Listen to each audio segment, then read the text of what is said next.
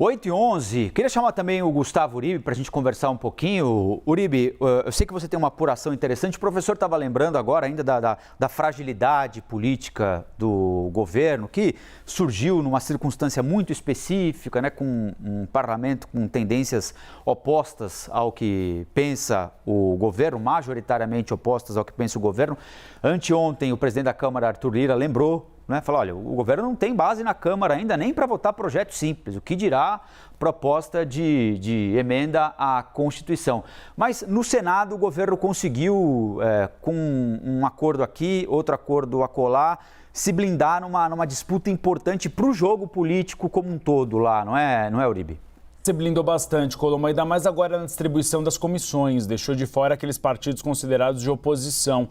Esse é um expediente, Colombo, que não era normal antes de 2019. Antes seguia a chamada proporcionalidade. Então, as bancadas que eram maiores, os partidos que fizeram mais senadores, tinham mais direitos a comissões. Hoje não. Desde 2019, quando Davi Alcolumbre assumiu o Senado Federal, começou-se a usar o critério dos apoios. Quem apoiou aquela chapa vencedora para o comando do Senado Federal tem poder de distribuição. E aí seguiu-se essa lógica com Rodrigo Pacheco na primeira eleição dele e agora na segunda. Partidos como PP, PL e Republicanos, o PL é a segunda maior bancada do Senado Federal, ficaram sem nenhum comando de comissão permanente. No total são 14. Apenas uma ficou sem liderança, que é a Comissão do Futuro. É uma comissão permanente do Senado Federal que discute projetos de médio e longo prazo, como crise hídrica, crise elétrica, por exemplo. As demais foram distribuídas entre os partidos da base aliada.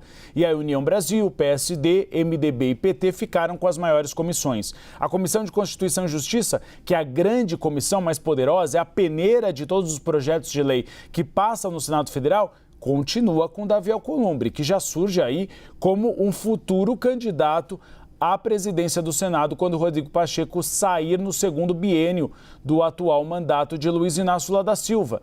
E há também agora uma discussão desses partidos de oposição, que já que ficaram sem nenhuma comissão permanente, pelo menos presidentes, querem a comissão mista do orçamento, que é importantíssima, que é a comissão que elabora o orçamento da União.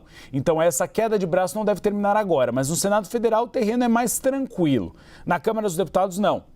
Nós temos 30 comissões hoje, 9 ainda não têm acordo, e entre elas, Colomba, a de meio ambiente, que é muito polêmica porque muitas vezes é ela que decide algumas regulamentações do meio ambiente e pode também fazer fiscalizações caso o governo federal não cumpra metas ou não preserve a floresta amazônica ou a região do Pantanal, que costumam ser as mais afetadas pelas queimadas todos os anos. Então, na Câmara dos Deputados o jogo é outro. E aí, Colombo, tem a questão da distribuição de cargos. Não foi à toa que Arthur Lira veio a público dizer que o governo federal não tem base aliada.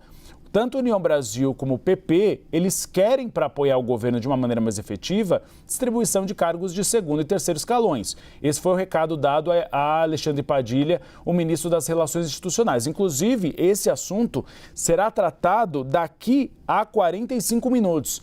Vai ocorrer no Palácio do Planalto a reunião do Conselho de Governo, que é formada pelos ministros palacianos, a cozinha do Palácio do Planalto, Fernando Haddad, Geraldo Alckmin, vice-presidente, Fernando Haddad, ministro da Fazenda, e também as lideranças do governo no Congresso Nacional.